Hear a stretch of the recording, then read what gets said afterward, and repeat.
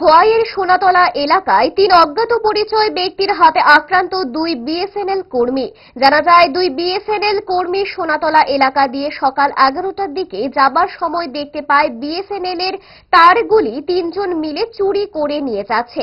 ওই সময় ঘটনাটি প্রত্যক্ষ করে তারা ভিডিও করতে থাকলে ওই 3 চোর এসে তাদেরকে বাধা দেয় এবং প্রচন্ড মারধর করে বলে অভিযোগ।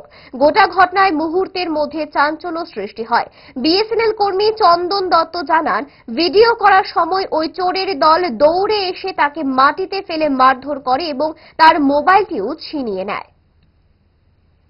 তো আইসি খবর ভাই কেবল কাটা যাইতেছে, তো আমার এখানে স্টাফ আছে, তারা লই আমি কিছু বাইক দিয়া চলো, গাড়ি যেহেতু নাই ভাই আই আমার তো দেখতেছি কেবল কাটতেছে, আমি মোবাইলটা দইরা ক্যামেরাটা করতেছিলাম। ক্যামেরাটা করে বাইকটা যখন শুরু করছে তখন আমার 2-3 জন আইয়া অ্যাটাক করছে, করে লইয়া আমার মাটির নিচে চাপা দিয়া আমার আইয়া আমার নিজের মোবাইলটা বন্ধ নিয়ে গেল। তারা কি করতেছিল? তারা কেবল কাটটা বিএসএনএল কেবল কাটটা নিয়ে যেতে আসলো, চুরি করে নিয়ে যেতে আসলো। এই জায়গাটার নাম কি? এই জায়গাটার নাম তো ঠিক, আমি আগরতলা বাড়ি আমার, আমি তো ঠিক জায়গাটার নাম বলতে পারবো। সোনাতলা এরিয়া। আপনার নাম কি? আমার নাম চন্দন দত্ত।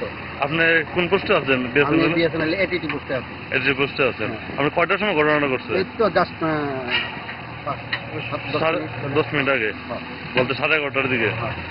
কোন রকমে নাকে মুখে গুজে সারাদিনের জন্য বেরিয়ে পড়া। অম্বলের আর দোষ কি? তাই তারা 5 দশক ধরে গ্যাস, অম্বল ও পেটের সমস্যার একমাত্র সমাধান গ্যাস নয়।